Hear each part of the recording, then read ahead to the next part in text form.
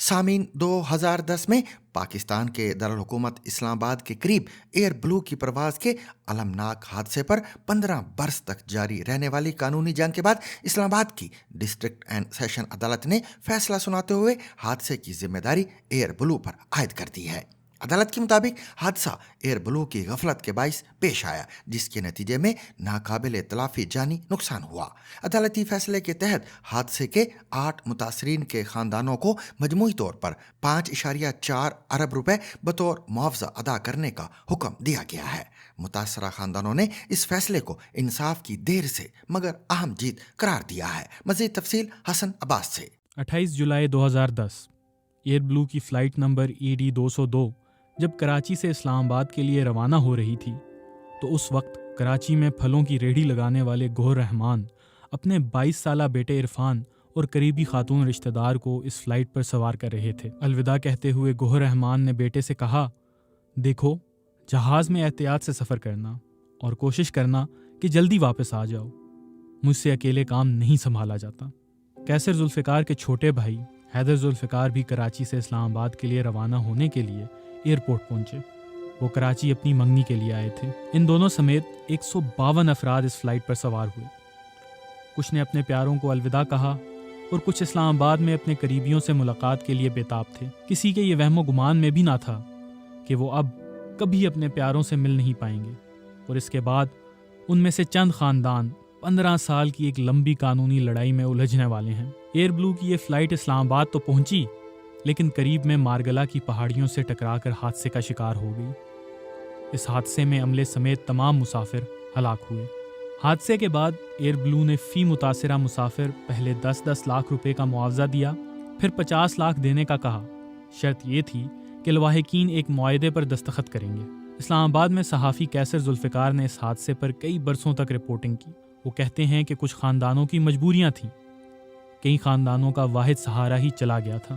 ان کے بقول لواحقین کو کہا گیا کہ وہ اس معاہدے پر دستخط کر دیں، ورنہ یہ پیشکش دوبارہ نہیں دی جائے گی۔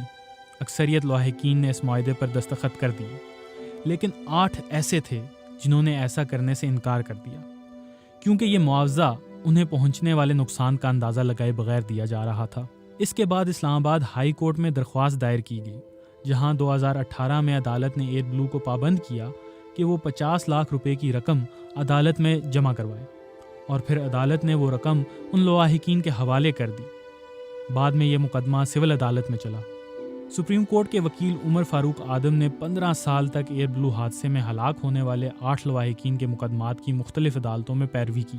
وکیل عمر فاروق آدم کے مطابق ایئر بلو نے متاثرین یا خاندانوں کو پہلے جو معاوضہ دیا وہ در حقیقت ایک قانونی ضرورت تھی کہ حادثہ ہونے کے بعد فوراً معاوضہ دے دیا جائے، جو کہ 50 لاکھ روپے تھا۔ تاہم وہ ناکافی تھا، کیونکہ اس وقت یہ فیصلہ نہیں ہوا تھا کہ غلطی کس کی تھی، اور انکوائری رپورٹ بھی نہیں آئی تھی۔ ان کا کہنا تھا کہ جب یہ رپورٹ آ گئی تو اس وقت ان کی قانونی جنگ کو ایک شکل مل گئی۔ ان کے کلائنٹس نے ایئر بلو کی جانب سے ابتدائی رقم دیتے وقت ایک معاہدے پر دستخط نہیں کیے تھے۔ اس معاہدے میں کہا گیا تھا کہ وہ اس رقم کے عوض پاکستان کیا دنیا کی کسی بھی عدالت میں ایئر لائن، جہاز بنانے والی کمپنی اور سامان فراہم کرنے والی کمپنی کے خلاف کوئی دعویٰ نہیں کر سکیں گے۔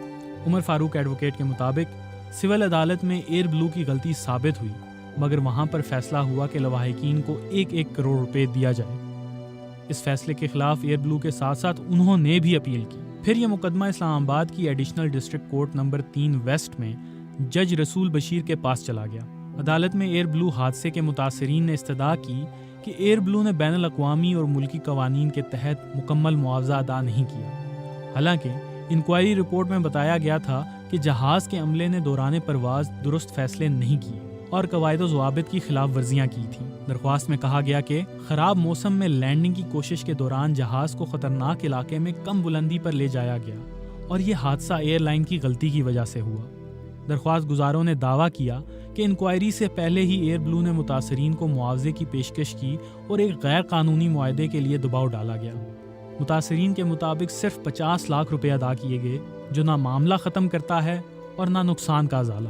اس کے برعکس ایئر بلو نے موقف اختیار کیا کہ پاکستان مقامی پروازوں کے لیے 1934 کے ایکٹ پر عمل کرتا ہے، جس میں زیادہ سے زیادہ معاوضہ 39,500 روپے ہے۔ جبکہ ایئر بلو نے رضاکارانہ طور پر یہ حد بڑھا کر 10 لاکھ روپے رکھی۔ ایئر بلو نے کہا کہ متاثرین صرف شریعت کے مطابق معاوضے کے حقدار ہیں اور مقدمے میں عملے کی قانونی نمائندگی نہ ہونے کی وجہ سے یہ مقدمہ چل ہی نہیں سکتا۔ عدالت نے اپنے فیصلے میں ایئر لائن کے عملے کو غفلت کا ذمہ دار قرار دیا اور کہا کہ ایئر بلو اپنے عملے کی غلطی کے تحت ذمہ دار ہے، جس کا مطلب معاونت یا مشترکہ ذمہ داری ہے۔ عدالت نے اپنے فیصلے میں مرنے والوں کی زندگی کی متوقع مدت اور متاثرین کو پہنچنے والے نقصان کے حساب سے ایئر بلو کو 5.4 ارب روپے معاوضہ دینے کا حکم دیا۔ عمر فاروق آدم ایڈوکیٹ کا دعویٰ ہے کہ یہ مقدمہ ملکی اور بین الاقوامی قوانین کی روشنی میں تھا۔ اس مقدمے میں ایک مایہ ناز چارٹرڈ اکاؤنٹنٹ سے حساب کتاب کروایا گیا کہ اگر ایک شخص اپنی مکمل زندگی گزارے تو وہ زندگی میں کیا کیا کر سکتا تھا، اور اس کے اس طرح ہلاک ہو جانے سے اس کے لواحقین پر کیا کیا مشکلات آئی ہیں۔ عمر فاروق آدم ایڈوکیٹ کا کہنا تھا کہ عدالت نے اپنے فیصلے میں اصول واضح کر دیا کہ ایسی غفلت پر اب نہ صرف پوچھا جائے گا بلکہ جواب دہ بھی ہونا پڑے گا۔ عدالت سے ریلیف حاصل کرنے والوں میں ایک پھل فروش گوہر رحمان بھی شامل ہیں، جو وکیل عمر فاروق آدم کے بقول زیادہ پڑھے لکھے نہیں مگر ان کا حوصلہ اور جذبہ سب سے زیادہ بلند تھا۔ وکیل کے مطابق گوہر رحمان گزشتہ برسوں کے دوران اکثر فون کرتے تو کہتے کہ وکیل صاحب لڑ رہے ہیں نا، اس کے جواب میں وہ کہتے کہ جی لڑ رہا ہوں، جس کے جواب میں گوہر رحمان کہتے تھے بس ٹھیک ہے اور فون بند کر دیتے تھے۔ عمر فاروق آدم ایڈوکیٹ کے مطابق ایئر بلو کے پاس اب بھی ہائی کورٹ میں اپیل کرنے کا حق موجود ہے۔